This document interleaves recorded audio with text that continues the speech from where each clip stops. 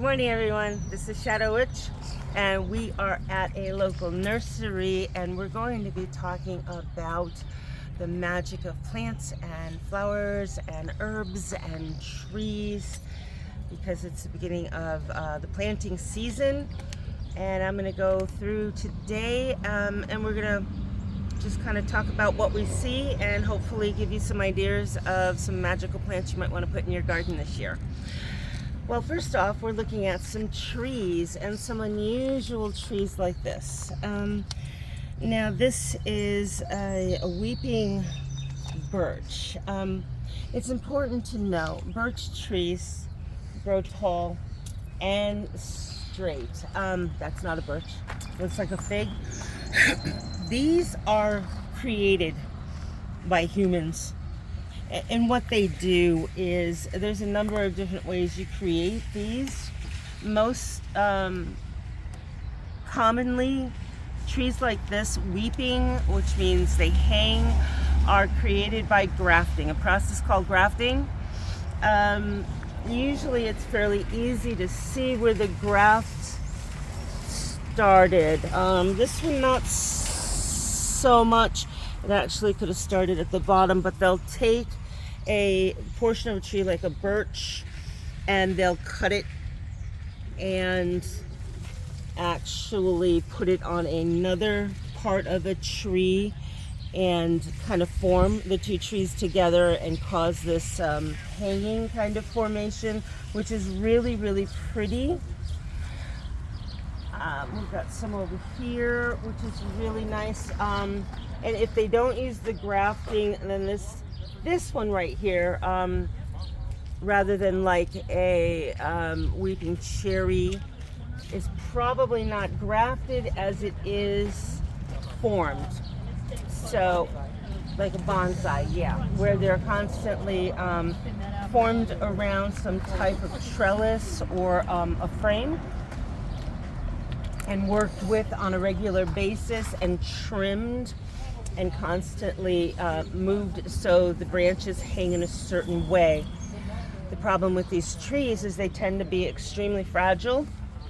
In New England, southern New England, when you do plant them outside, this price is $250. Don't be surprised if it doesn't last as long as a regular birch tree. Regular white birches, which happens to be a tree of the goddess. The goddess loves her birch trees. This probably, unless it's in an extremely protected environment in your yard, it's probably not going to last 50, 60 years. Regular birch trees have a hard time lasting that long when they're just growing natively. So something that's really kind of specially formed like this, easy to break in the winter time. Snow will lay on this. It's easy to snap, and once the frost gets into the center of a tree like this, it can cause a lot of damage and kill the tree. But what's really exciting about trees is they've been considered magical, mysterious for centuries, and for a really good reason. Oh, look at these. This is beautiful. This is a blue spruce. And trees, they grow so high. They house the birds.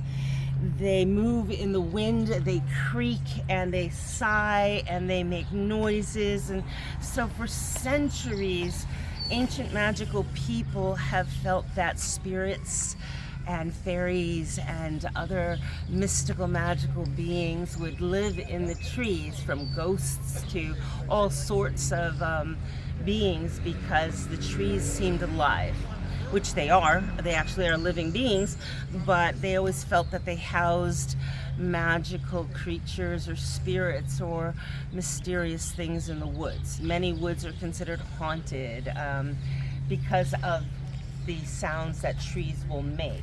So let us walk down here and see what we can see.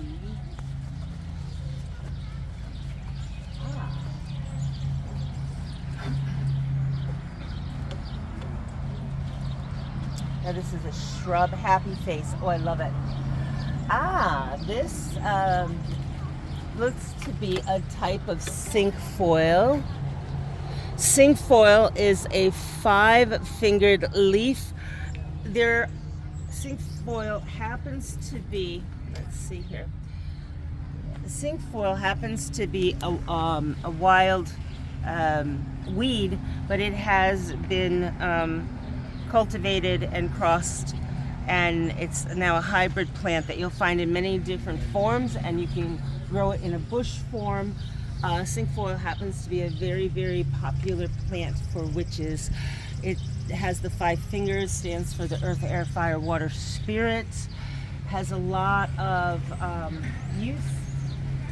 We have a lot of fancy plants like the yellow juniper. These are adorable, super, super cute. You can put these in the east part of your garden for the air. Yellow is indicative of the east, elements of air, but do not let this cute, tiny little plant fool you. I planted one in the east side of my yard. Oh my goodness, probably 30 some odd years ago, and it is now over 20 feet tall, quite huge and beautiful, and I love it. Do they stay gold?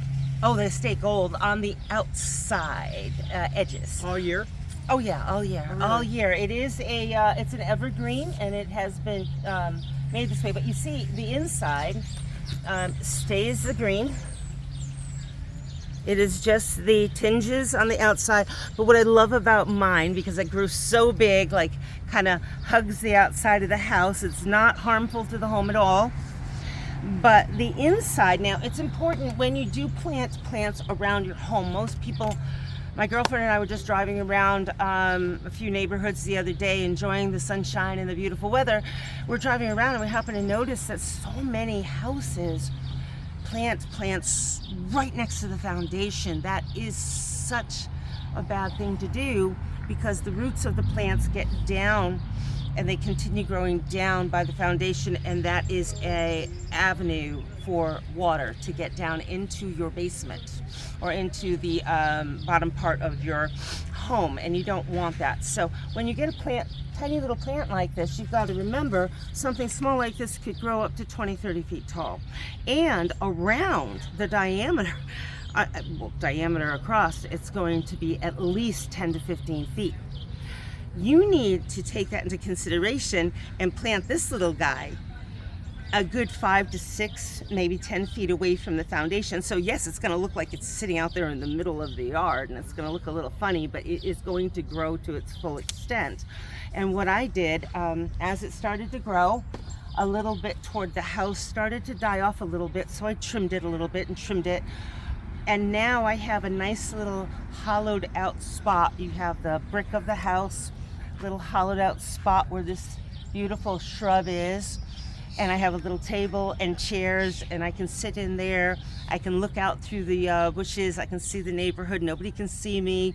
Witches are all about that. We like our little hidey holes, and it's super cool, and I love it. And it's not right up next to the house, so it gives a little bit of privacy, but it also keeps the house protected. Okay, where are we going? All right, well, let's go down here. What do we have? Oh, those are beautiful. Oh, Woodgella. One of my favorites. Woodgella is amazing. Let me see if it... Oh, it smells so good.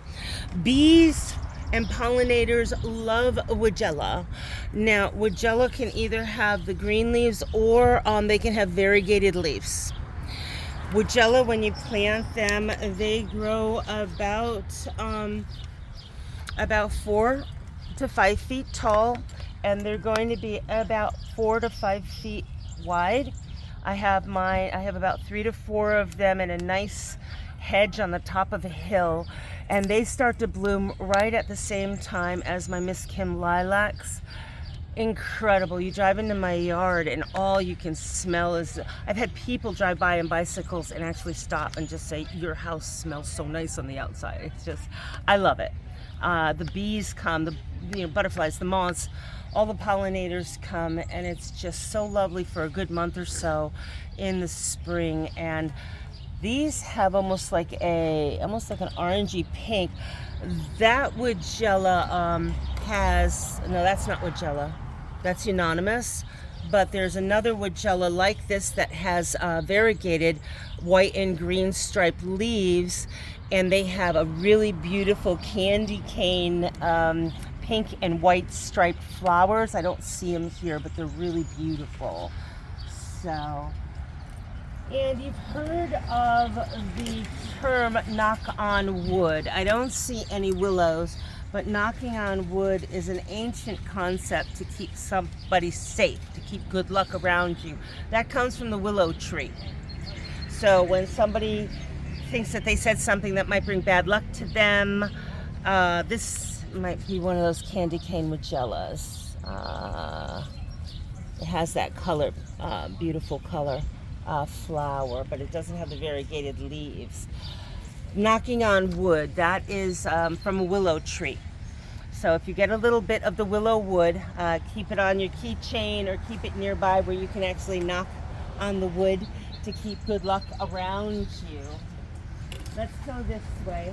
In the north, if you want to plant things according to your wheel of the year, you have the yellow plants in the east, or you have the beautiful evergreens that can be in the north.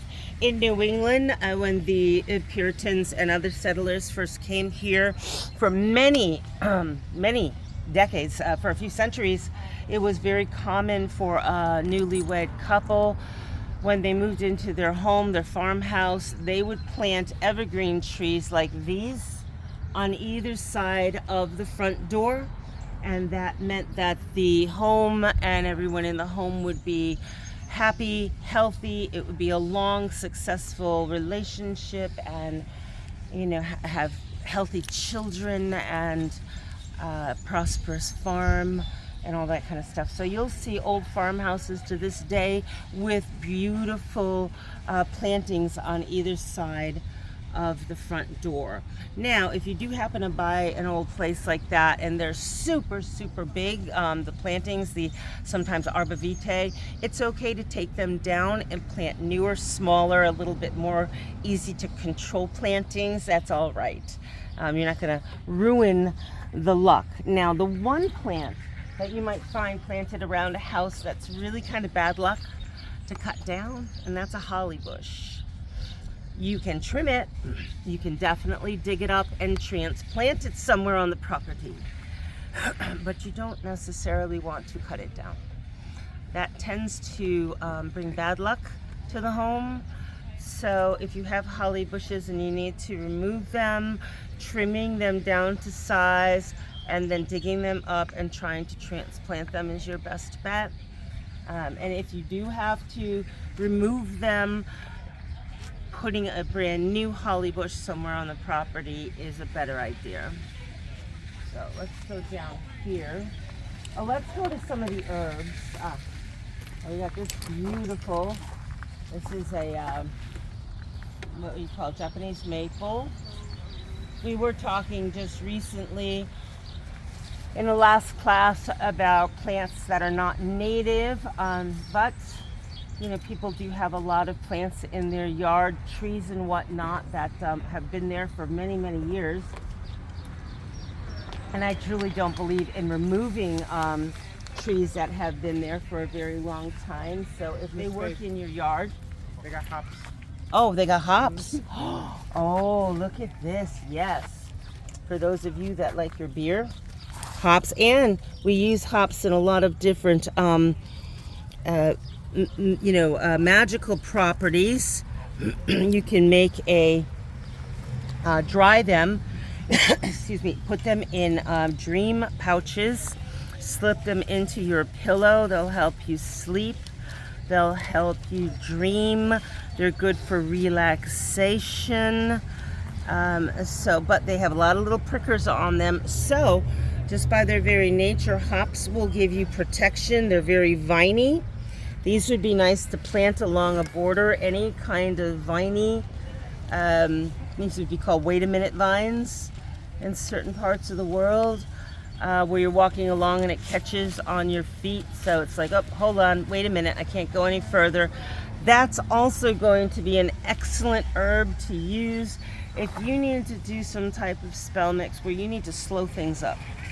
Things are going too fast. Hops would be excellent for that.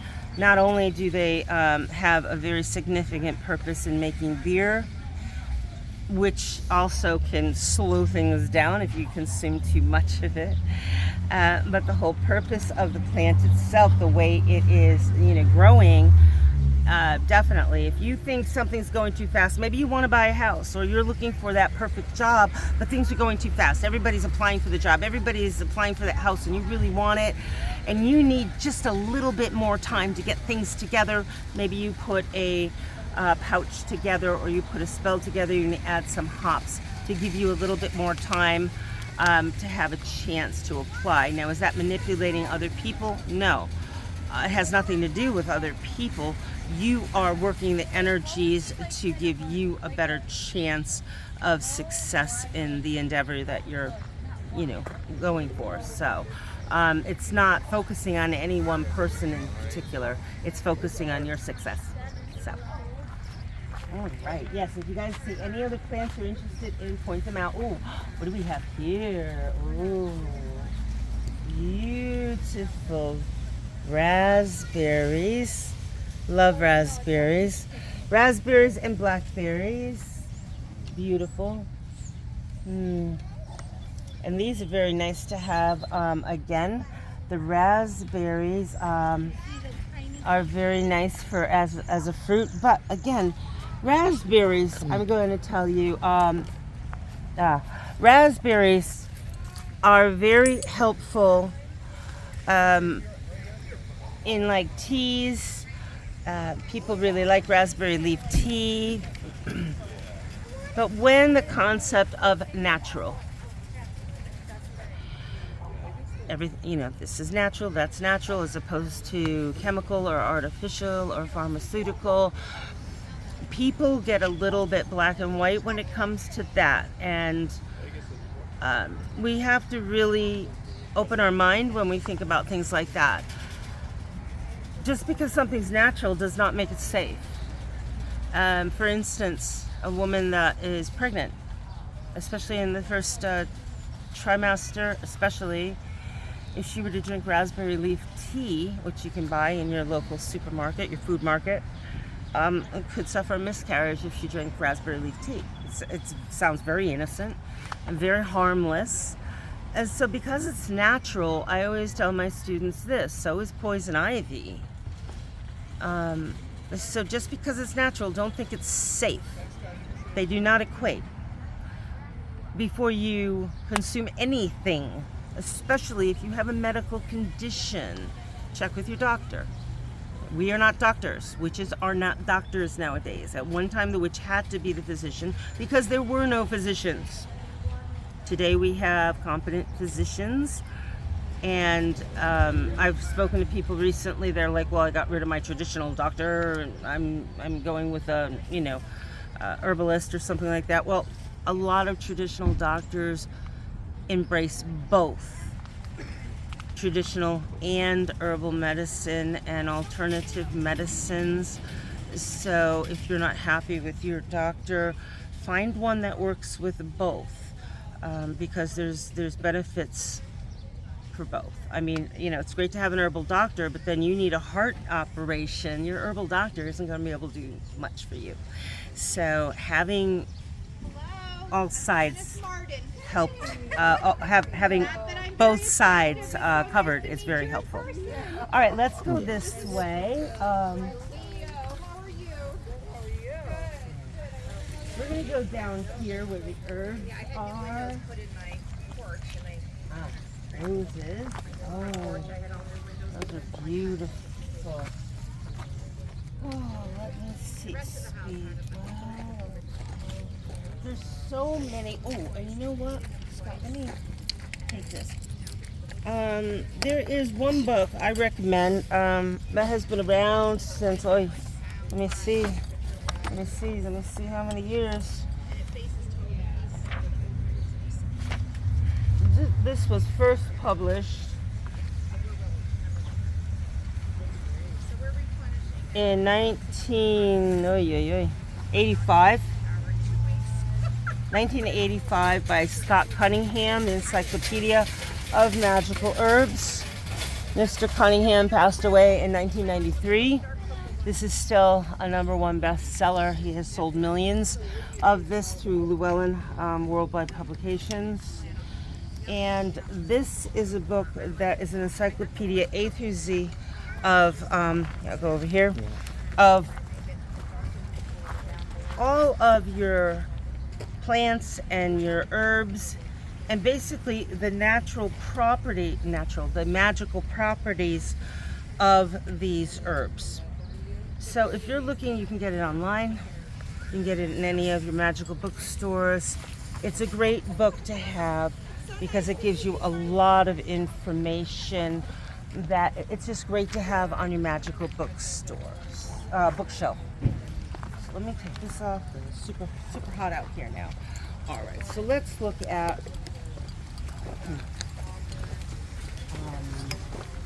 okay, that just bothers me. Why is it out there?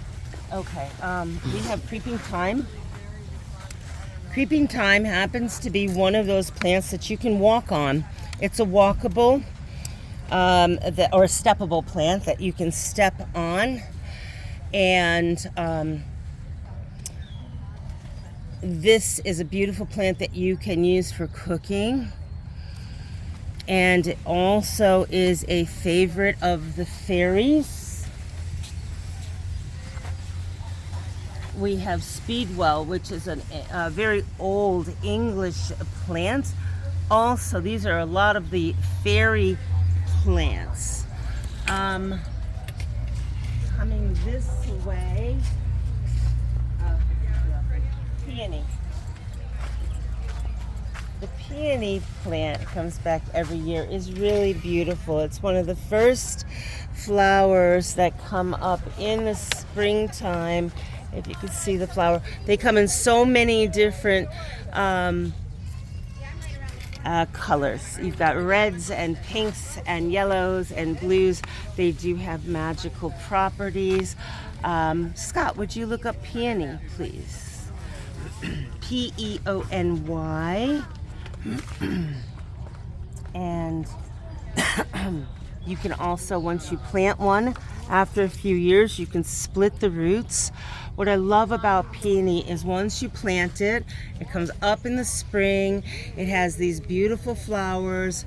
It has the plant throughout the year, and in the fall, it goes all the way down to the ground. You can mow it over with your lawnmower. You don't see it again until it comes back up in the spring. So it doesn't even leave any kind of debris at all.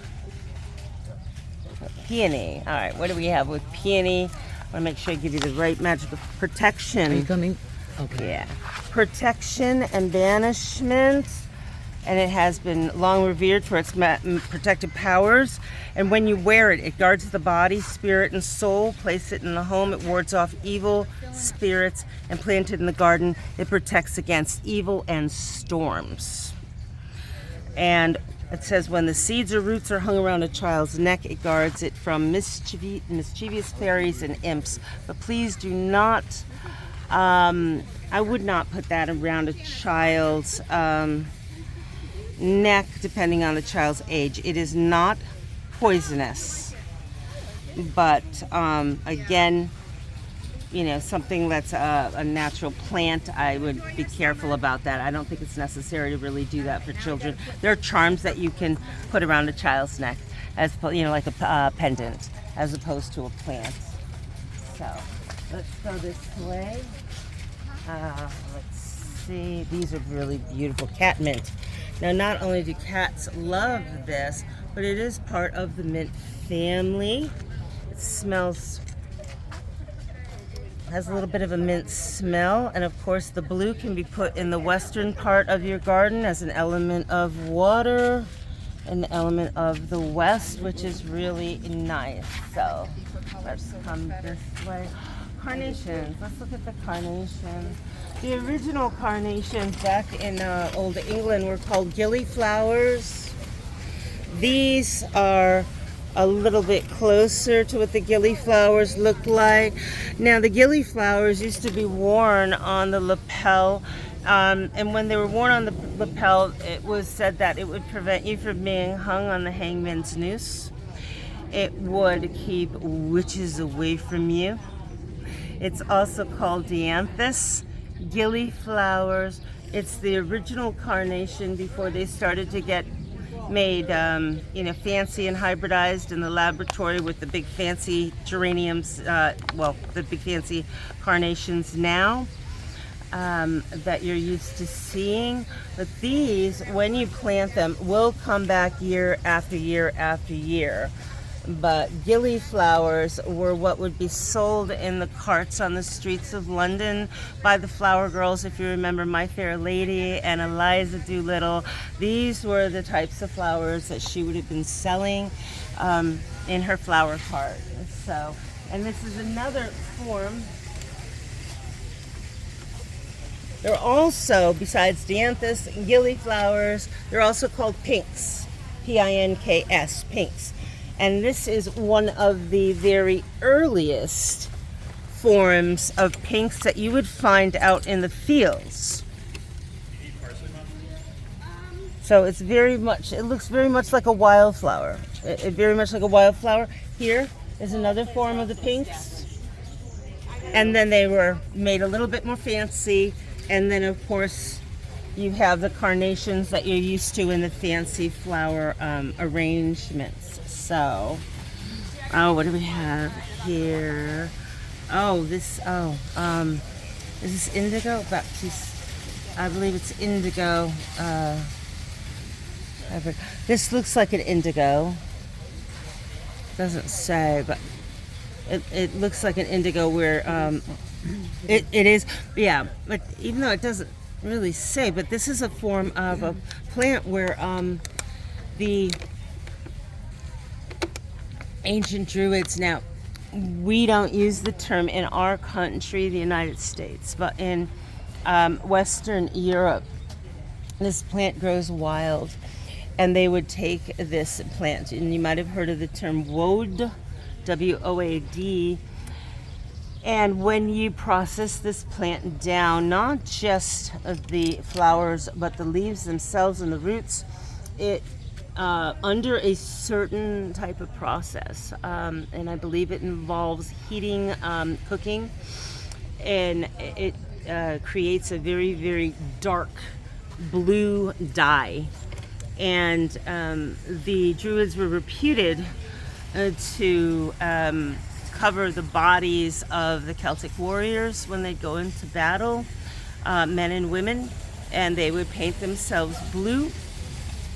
And it comes from this. And it's also a form of dye for fabric. It's a natural fabric dye, as opposed to a lot of the chemical dyes that we use today. It's really lovely to have in your garden. I do believe it's a perennial, and it will come back year. Yes, it is. It comes back year after year. I do like having plants that are perennials, and I do like to have a little bit of a druid garden, which is kind of fun, to kind of go back to the Celtic roots. Aren't these pretty? These are called heuchera. And when you plant the heuchera, they have really tiny, almost insignificant blossoms.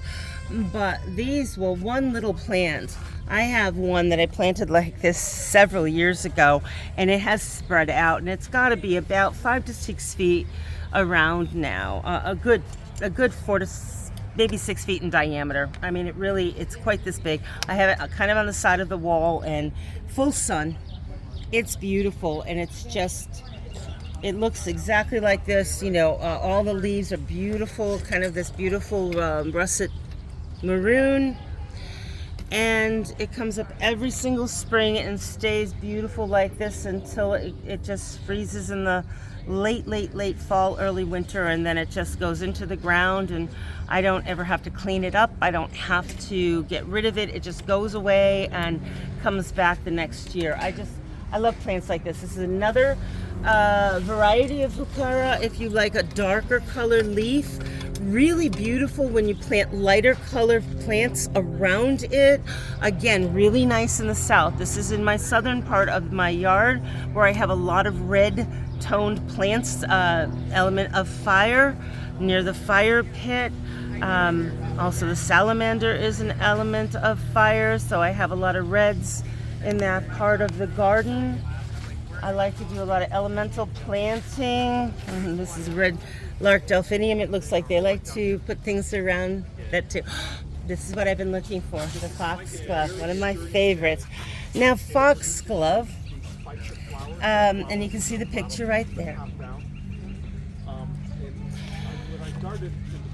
Now let me tell you a story about foxglove. No, foxes never wore gloves, funny enough. It actually goes back to a time in the Middle Ages where the Old English referred to folk glove, the old folk, or the little folk who wore gloves. And they were, of course, referring to the fairies, the fairy people, the little people, and they truly believed in fairies. Many of us do. I have actually seen fairies, or at least one in my life, a real fairy, in the woods, and they don't look like you think they do with the little wings, but that's another story. But it was believed that they kind of lived in the little cones of the flowers, and that these were referencing the folk glove or the fairies' flowers. Now, the thing about foxglove is it is thought that you should never ever cut them and bring them in your house. That will bring the wrath of the fairies down upon you. Very, very bad luck. They'll be very, very unhappy with you, and you don't want to bring that kind of bad luck into your house. So plant them outside, and you will bring a lot of good luck to your home, your garden, and the fairies love foxglove. Now we do, when it comes to modern medicine, again, a lot of people tend to poo-poo modern medicine, but still, over 70% of our pharmaceuticals are derived from plants. Foxglove itself, digitalis, is used in some heart medications. Now it is, worked on in the laboratory to make a regulated, safe medication. You cannot do this yourself. You have to have it done by, professionals in a laboratory to keep the heart rhythm regulated, and it has saved many, many, many lives, millions of lives. So the plants that we've been given by the goddess, the creator, has been designed to help us in many, many ways.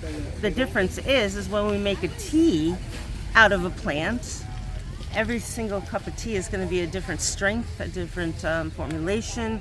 But when it is made in a laboratory and you're given a capsule, a pill, an injection, or whatever, it's going to be identical.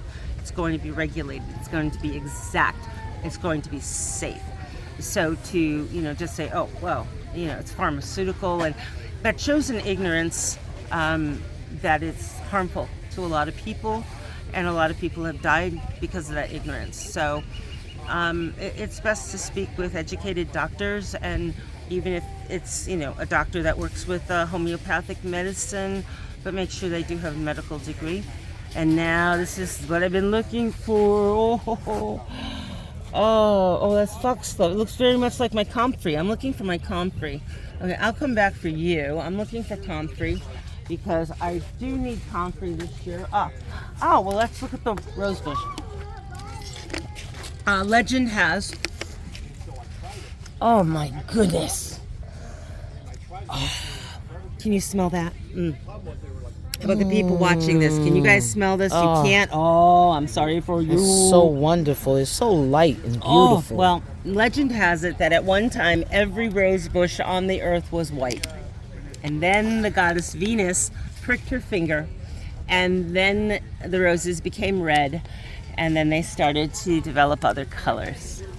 And that's why it is said, because of the goddess of Venus, that the rose started to have the association with love, because the goddess Venus is a love goddess. But the rose also has thorns. So don't discount the fact that the rose has protective properties. So you can use the thorns of the rose to protect you, to use it in protection spells. You can plant them in such a way that they'll be on the border of your property and they'll bring protection. And here we go. Herb Robert. This is called also cranesbill. It is a geranium and it's called Herb Robert. I love this specifically. I'm going to have to get this for my sister for her garden. My sister is honestly one of the best horticulturalist gardeners I've ever met in my life. When you go to her place in far upstate Vermont, almost at the top of the world, it's like walking into heaven. I've never seen a piece of property as beautiful as what she has done in the past. Bless you. And luckily most of it's perennial because she's not able to take care of it as well anymore because of other situations that she's dealing with. But you know, this is Herb Robert, which reminds me of my dad. His name is Robert, and it's just so beautiful. And this is a geranium, again, a natural geranium. Comes back year after year, as opposed to those geraniums that you buy every year and you throw out, and they're very typical and normal. This will grow a little bit bigger every year, but not terribly big. It never overtakes the garden. It's very gentle. It has this beautiful purple flower which really attracts the pollinators. It is native to our country and it grows wild in the woods. It likes a little bit of sun, a little bit of shade. It says full sun, but it will grow in partial sun and shade because I've seen it growing wild on the edges of the forest. So, now this is more of the fancier carnations. So we have some irises here on lavender. Lavender is really, now these lavenders, Munstead strain lavender. Lavenders are really nice for teas, for sachets or potpourris, for different types of mixes, for calming, relaxation. People really get hung up on chamomile, but lavender is really far more effective, not just the buds, but the actual plant itself. And lavender is so versatile. Have you ever had lavender cookies? Oh my goodness, they are amazing. Take some sugar cookie mix and take some of the buds. Those are the best part. And crush them up a little bit, mix them into a sugar cookie mix, and make some really beautiful, delicate sugar cookies with the lavender in there and serve them with tea. It is just so fancy and so nice and just really lovely. They're safe for adults and children, and something that was very popular years ago. The Queen of England would have had lavender cookies. So it's really, really nice, and they taste delicious. And chamomile is nice in tea, but chamomile we use for money drawing. So I tend to burn it more in spell mixes. It tends to bring more money than it does relaxation, because not having enough money can be very stressful. So I'd rather use chamomile that way. So let's see what we have over here.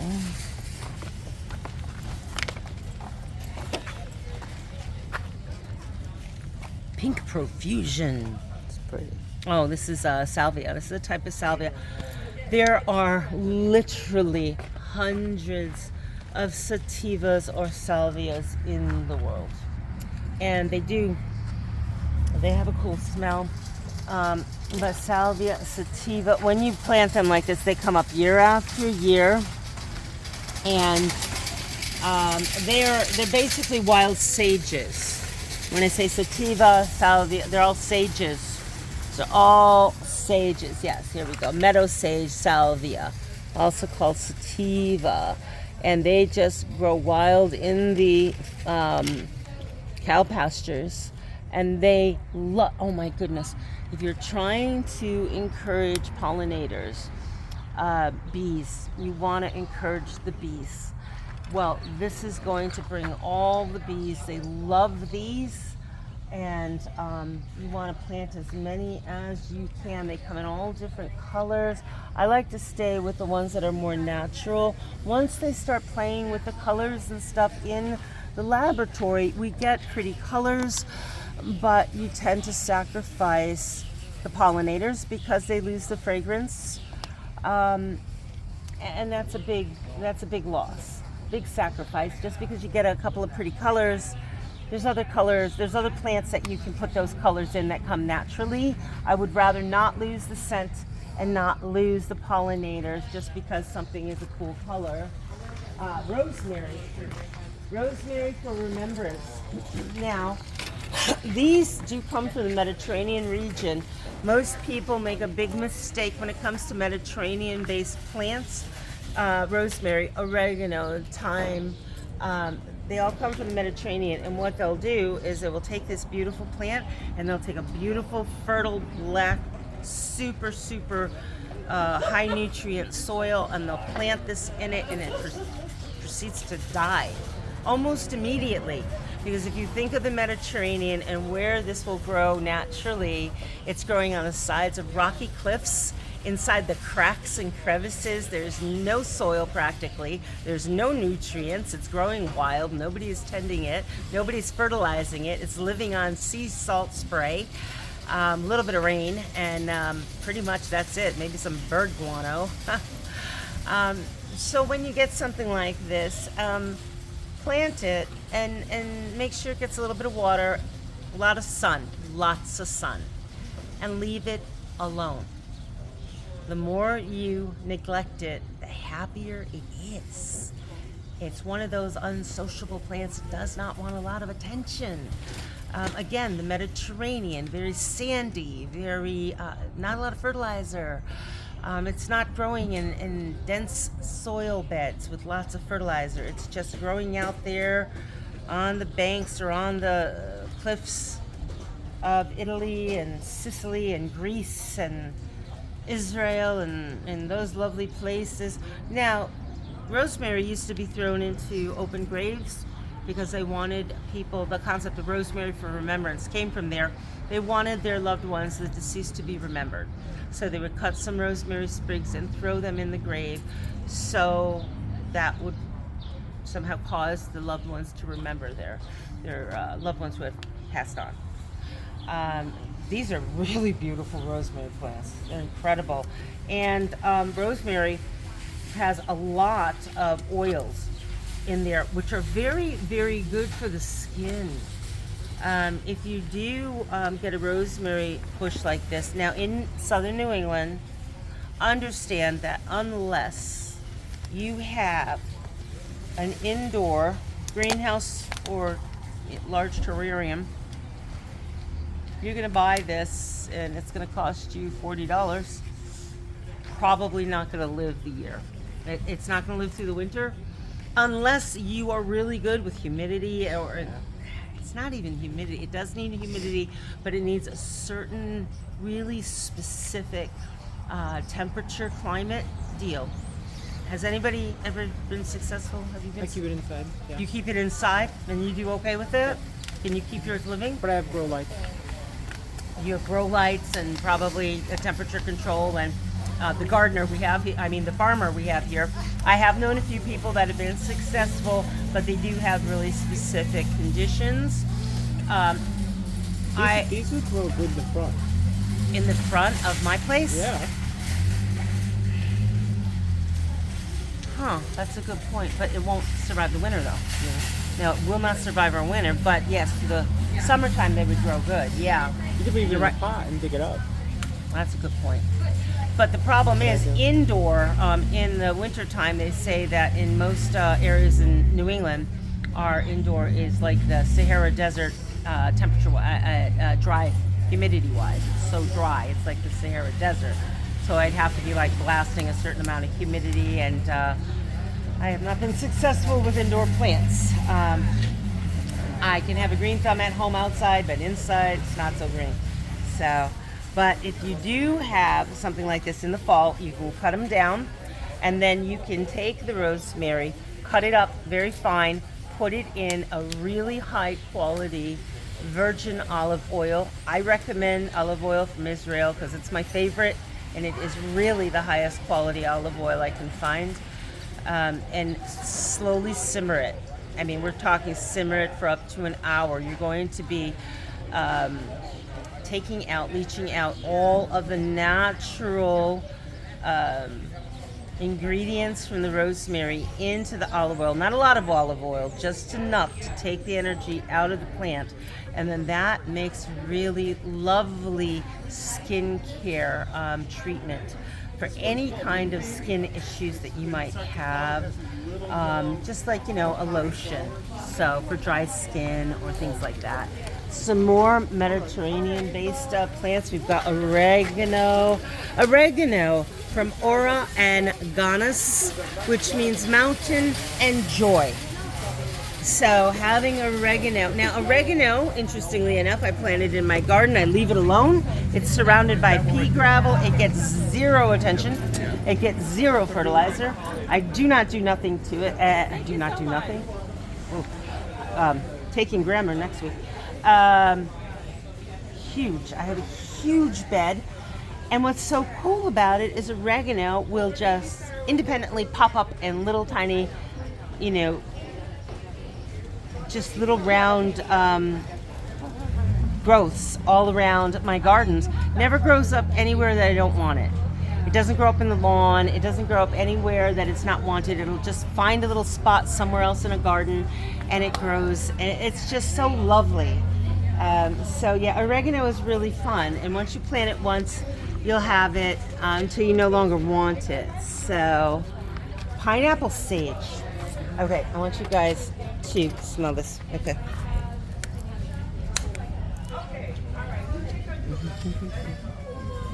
I did. You did? Pineapple sage. Can you smell the pineapple? Now the pineapple sage is great for teas. Put on ice cream. It's so good because it tastes like pineapple. But what is so cool about this is when this pineapple sage grows, it grows into a big round bush, and it has bright red little trumpet-like flowers all over it. Oh, it looks like, let's see if we can see this. The trumpet-like flowers. It is so beautiful. It won't come back year after year, but it is a really, really lovely, lovely plant to grow. So you definitely want the pineapple sage. That's really lovely. We got some more rosemary. Parsley considered. Parsley is considered that where parsley grows, the devil has been. Has kind of a bad reputation. So, but parsley's a lot of fun. It's very delicious.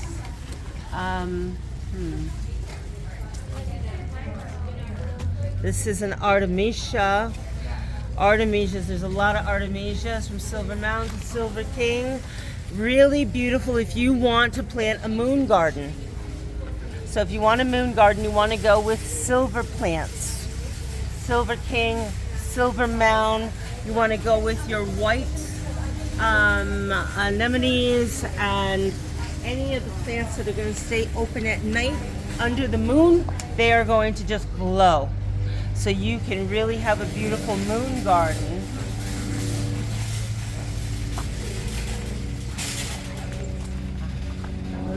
Hostas. Now hostas, I'd love to talk about hostas for a little bit. Most people do the absolute opposite thing that they should do with hostas is they plant them out in the bright sun.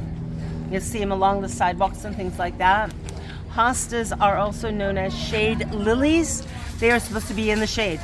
They do not like the sun. They are a cousin of the swamp cabbage. They grow deep in the woods, and they will grow beautifully and big and strong and lovely if you grow them in the shade. If you grow them in the sun, they're going to get the burnt little leaves. They're not going to grow very strong, and they're going to be small and kind of pathetic. But if you put them in the shade, they're going to be big and beautiful. They're a wonderful plant to take and brighten up a really dark, shady spot. So buying a little plant like this, and some of them I actually spent years ago, $25 a plant. So we're talking a long time ago, probably these guys. And these are the blue hostas. Oh, Big Daddy. No, not quite. There is a blue hosta. I don't see it here. The leaves are much more blue than this, but they actually have a pink flower.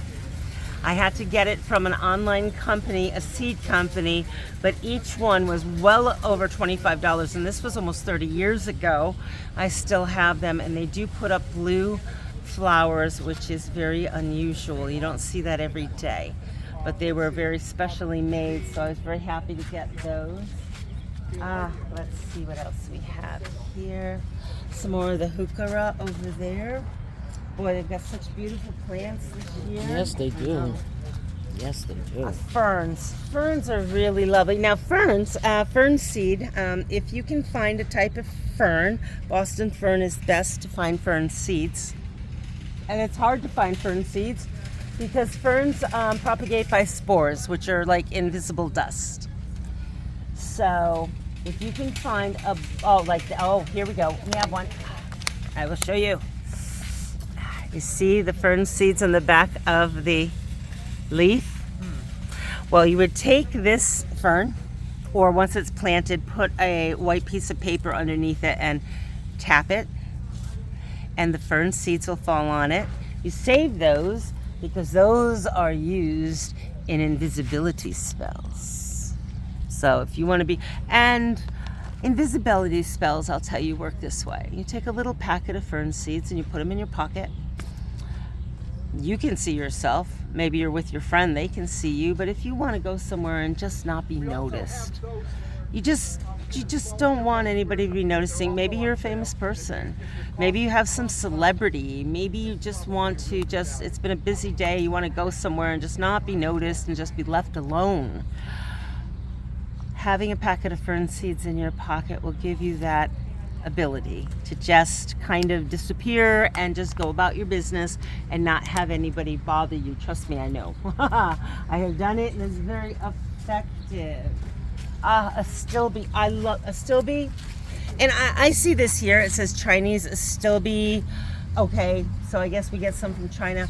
But I do know Astilbe grows natively in this country. I grew up on a farm and we had hundreds of acres, and in front of our house we had a field that was about 7 acres, and when I was a teenager we had pink Astilbe, and it has beautiful leaf, but the pink Astilbe grew about 4.5 feet high, and it was just at least half of that field, a good 3 to 4 acres of just pink Astilbe as far as the eye could see.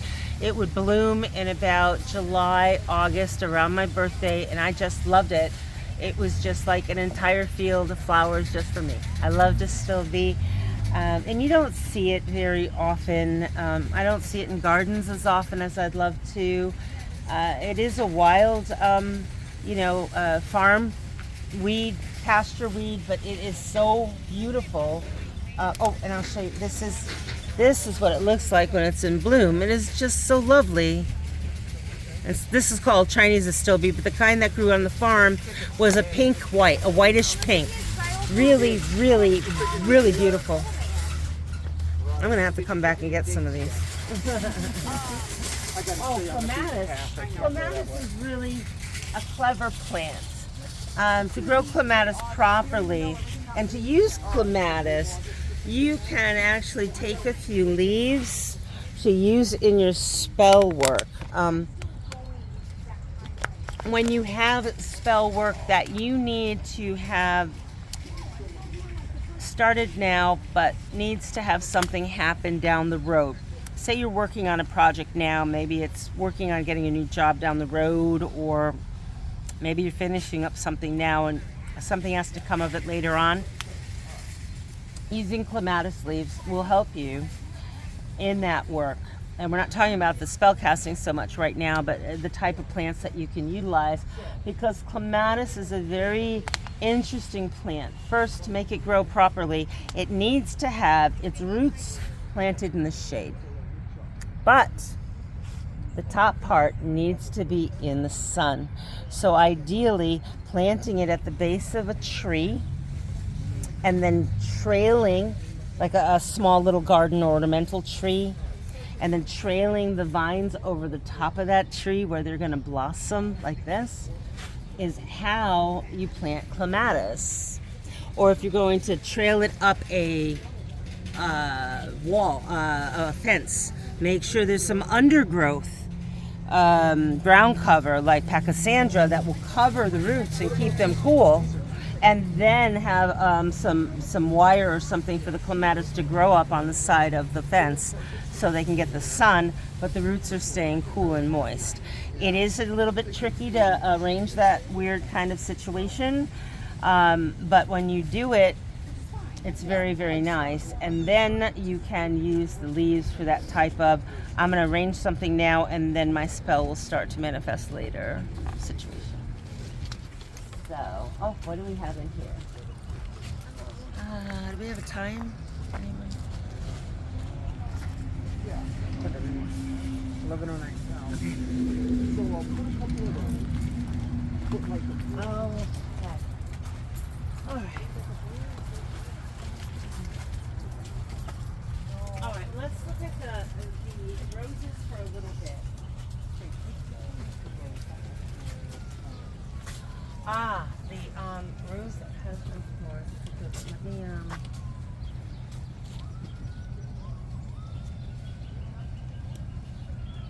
Let me see if I have it on the wall here. The rose that. I think they had it last time. Let me.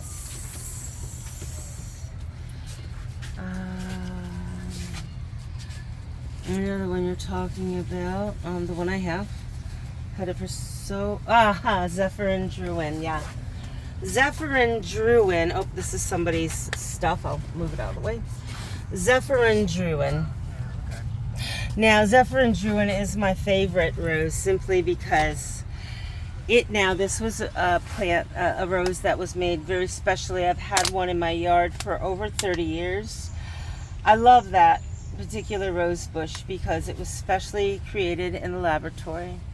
It is a climbing rose, and it was created special because it has all the qualities you want in a rose. It's a climber. We'll talk about that in a minute. And its benefits. It has no thorns. We're on. I heard you mention Zephyrin Druin, and we are out. Oh, that's okay. I'm just talking about it on the video. It's a great plant. It is. It's the best climber we grow. Yes, and it has no thorns, but it will grow in the full shade.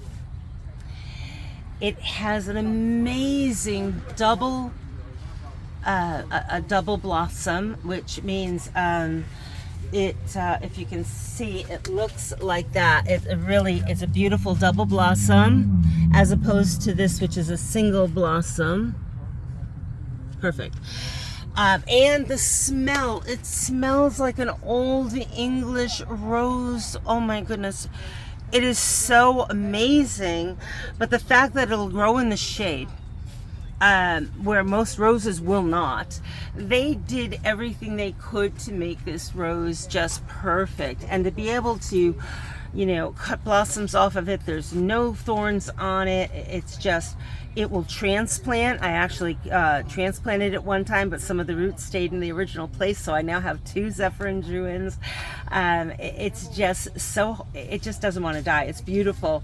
But talking about roses, so many people want to plant roses. Well, let me tell you how you can be really successful growing roses and what to avoid. First off, you need to know the difference between the Floribunda. A Floribunda is the straight, long stem roses that you get in a bouquet of roses. The Floribunda, no offense ladies, but you're divas. You're divas, and they're all bougie, and they're just like, oh, you must, treat me with extra kid gloves. They need pesticides, they need herbicides, they need extra love and care. You need to sit out with them all night long and just, sing songs to them. I mean, seriously. And if not, they are going to die. They're going to get black mold. They're going to get bugs. They're going to get all kinds of problems. And the problem is, if you don't spray them with an entire hardware store of chemicals.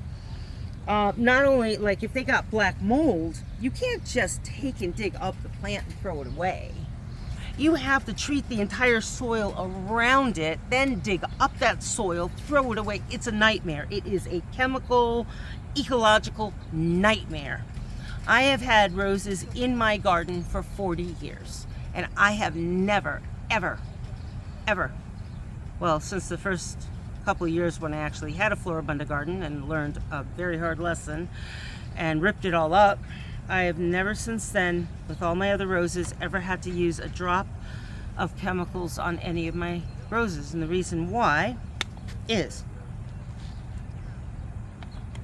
I started to look at the roses that grow natively in New England. And we have a lot of them. They are bush roses, they are shrub roses, they are climbers, they are ramblers. And a lot of them in the wild around here don't have a lot of intense flowers. They're called dog roses. They just have maybe 5 petals. But an awful lot of roses have been kind of crossed. They have the Floribunda flowers, or like the Zephyr and Druin, they have the double heads on them, but they have the bush growth. You can get fairy roses, which are beautiful big bush roses with tiny, tiny, tiny little flowers. And they just come up every year. They make this amazing bush of 1 million tiny little flower buds. Or you get the climbers like the Zephyr and Druin, or you get the ramblers. As long as it's a bush, a shrub, a rambler, a climber, you will never have to spray it with anything. They are just naturally resistant to all that stuff. I've never had a spot, I've never had a bug, I've never had an issue with them. They're just naturally tough. I don't know why, I don't question it. I'm just really happy. The Floribunda roses I do love, and I go to my local food market and they sell dozens of them, a dozen for $14.99, and you know what, that's worth it. Rather than taking up garden space and being sad and having to use all kinds of chemicals and then ending up having to throw them all out and digging them up and ruining garden space. And so, bless those people that want to spend the time and the effort and the frustration and aggravation dealing with Floribunda roses. I'm not going to do it. I learned my lesson when I was in my early 20s, and it was a lesson that was hard learned. So, shrub, bush, climbers, you want to stick with those, and you will be. Be careful, wait a minute. Thank you. It's like you can't go. Yeah. I love you. I'm not going to let you go. You want to stay here with me. I know. I love you too. And you can actually see the difference if you look. Now, this is a Floribunda rose. You see, not only has it been sprayed, you see the white marks of the chemicals, but you also see the brown all over it. So even spraying them really does not protect them. So now if we go down here, I think Allie's finding some of the shrub roses. Oh, see, climbing. Grandiflora, so Floribunda and Grandiflora are the same. And again, look, the climbing, much cleaner, might have a little bit of the chemicals on them. They probably just sprayed everybody. But look at that. This is a shrub rose, as opposed to these, which are really tall and straight. So you're going to have a lot less problems with the shrub roses, the climbing roses, and now it's going on over 35 years in my garden. I've never used a drop of chemicals ever since I got rid of the Floribunda. I just stick with the, and now here, these are the beautiful little shrub roses, like the little fairy roses. And they're beautiful. They have tiny little flowers, and you're not going to have to worry as long as you stick, see, like these. These are the little shrub roses. And they will, like I have these little guys here, and they get very nice. I mean, they get probably about 4 feet in diameter. They're very nice. Mine are over 20 years old. Again, never any chemicals. Just got to make sure they're well watered, a lot of sunshine, and you'll never have a bug, you'll never have a black spot, you'll never have any issues. So, all right, let's see what else we can find. That is beautiful.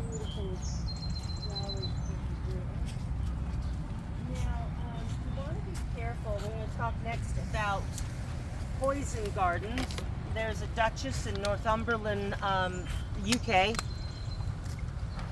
that has a poison garden. And she has this poison garden specifically to teach people how to identify poisonous plants. And that is a very, very helpful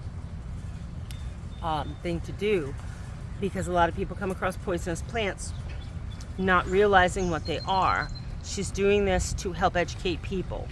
Beware of this plant, this plant. A lot of them have to wear masks. There's a lot of warning signs. You can't touch this, touch. A lot of plants, just touching them can be very dangerous. A lot of witches out there think it's cool. I'm gonna have a poison garden. Not recommended. There's a reason it's called poison. It will harm animals, it'll harm pets, it'll harm people and children, especially if you're bringing poisonous plants in that aren't native to our area. There's really no need for it. Want a poison garden, make a wall of pictures. To actually have them. Sometimes the poison they put out is actually breathable, so be very careful about doing something like that. It's not recommended, so try to learn what the poisonous plants are, but try to stay away from them. We do not use poisonous plants in our spell mixes. We don't use poisonous plants in our potions. We are not poisoners. Witches do not harm, we do not kill, we do not poison. That is a myth from Shakespeare. Don't feed into that. I don't get why people would want to. It's not cool. You can wear goth if you want to. You can dress up like a witch if with the hat and everything you want to. But getting into the poison plants and stuff, if you have a reason, let me know why. All right, let's keep going. Let's see what else we can find. Oh, that's a beautiful tree.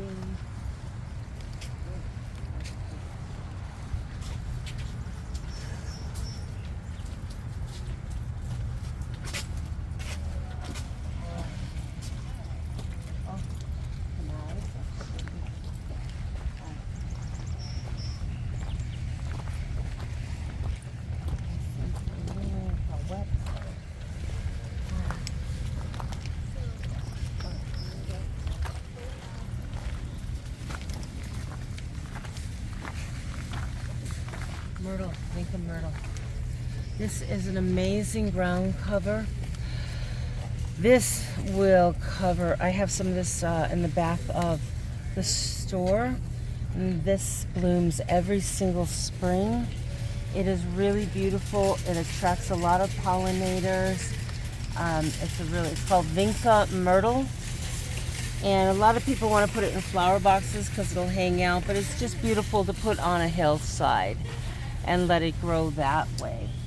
It is really gorgeous, and it will start to spread a little bit, but it will be a beautiful ground cover. It's a living mulch. Once you have this out there, you don't have to worry about keeping the area weed free. This will keep the weeds out. It's dense, it's heavy, the weeds will not grow through this. And underneath we have Pachysandra, which is another type of living mulch. Pachysandra, it doesn't really get any taller than this. It's a really beautiful green, easy ground cover. I've used both of them for decades. This is an ivy. Not so crazy about the ivy. It can kind of be a little invasive depending. It'll grow up your trees. It can kill trees. It can really get into the mortar of your house if you have brick and mortar house. So you have to be kind of careful about the ivy, even though the ivy does have a lot of ancient properties. I do like, yeah, except it will rip the mortar out. What is the ivy property? Let's see. Hold on 1 second. All right, ivy.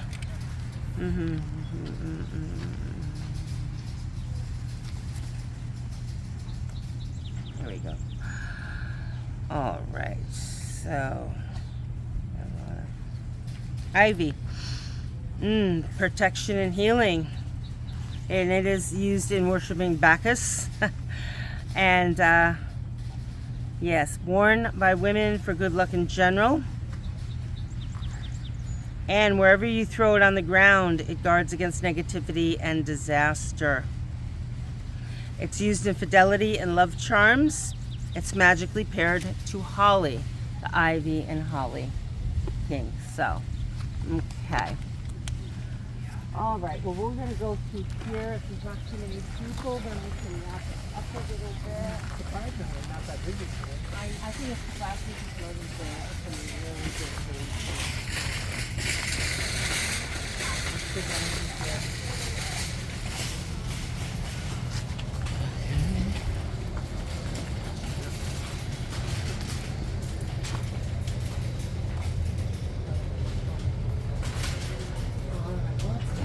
Tomato a little bit. The tomato has been the tomato is really interesting because for centuries the tomato was considered poisonous with very good reason.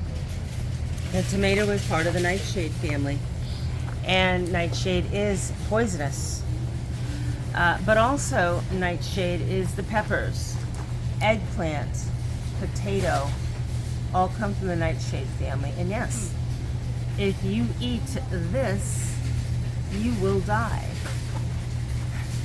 It's the reason you don't see the green part of a tomato plant in a salad. And don't try it. It is not time to be doing no fusion here right now. Nightshade is also belladonna is part of the nightshade family. So they're all extremely toxic. So for centuries, and I'm sure somebody tried to chew on a tomato plant one time and died. Hence, they believed the entire plant was poisonous, including the fruit. That's why it became known as the poison apple, and it had a lot of myths about not eating it because it would kill you. And then eventually somebody tried to eat the tomato and didn't die. That person was probably considered a god for a while. Then they started eating the tomatoes, and it's like, oh, okay, we can eat these. And then, of course, the peppers, and then the eggplants, and then the potatoes. But they have nightshade, the plants, the fruits of the plants have love associations. And if you want to grow tomatoes, I learned a million years ago from this man who had a little tiny patch of land in town, you know, in a very suburban area. He didn't have a lot of lawn, but he must have grown about 500 tomato plants on that little tiny bit of lawn. And he was Italian and taught me the right way to plant tomatoes. And this is how you do it. A lot of people will take this tomato plant, dig a hole, and take it out of the pot and stick it in the hole. That is not the right way. What he taught us is that you take the tomato plant out, you clip off all of these little suckers all the way right up to here. Cut everything off right up to here so it's a straight shaft. Then you take and make a trench in the ground, take it out of the pot, you put that entire shaft in the ground, and you gently, you don't even have to bend it much, take and bend the top of the tomato plant, and you cover the rest of it with dirt. Now, having done that, you also wrap a little bit of newspaper around the top part here, only about an inch, because that will prevent the cutworms from chopping off your tomato plant. Michelle, come this way. Michelle, come this way. Thank you. From chopping, because the cutworms will eat that tomato plant and suck it dry. What this does is hard to see, but there are, if you look closely, there are millions and millions and millions of tiny little hairs. Those are all roots. Once these, this entire branch of the tomato is placed in the ground, all those little tiny hairs are going to become roots. And it seems like, wow, it's going to take forever. That sucker is going to grow up, and it will have, where this tomato plant might put out, let's say, 20 tomatoes in its life. By planting it that way, it will put out 40 to 60 tomatoes in its life. And we've tested side by side, just to, you know, do our little experiment to see, and it really does work. That that little old tomato man knew what he was doing. He really knew his stuff, and it's really amazing. So when somebody knows what they're doing, you want to believe them. So again, they are of the nightshade family. If you do develop some type of sensitivities, or you get canker sores in your mouth or something, tomatoes, nightshade based plants might be the cause of it. So if that's something that affects you, most people have a sensitivity to nightshade because it is poison. Even though we love tomatoes and potatoes and peppers, and we eat them all the time because it's part of our diet, nightshade is a poison. We do take a little bit of the toxin in when we eat the fruits. So if you're having a sensitivity, something breaks out in your mouth or something like that, realize it's not that you're going to get deathly ill. It's just you might want to limit your exposure to it.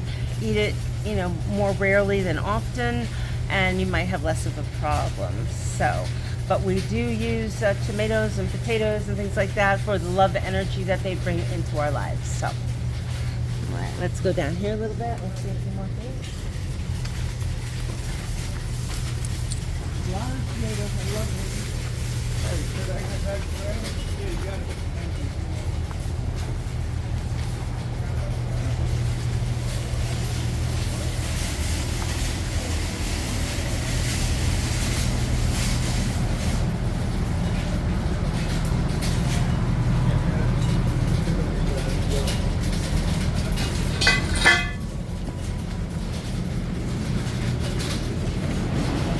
These are morning glories. Morning glories are beautiful to grow. Morning glories open in the morning, and moonflowers, which I don't see. Moonflowers are the cousin of morning glories, and they open at night, and they're really beautiful. Like butterflies. Yes, they do attract butterflies and moths at night, the moonflowers. So now we were talking about the gillyflowers before, the carnations and the other geraniums. Those, as you can see in there, are the real fancy ones. And over here we have one of my favorites. And we're going to have a lot of these at the store. If you have an area that's very, very dry, lots of sun, not a lot of strong soil, these are called portulacas or sun roses.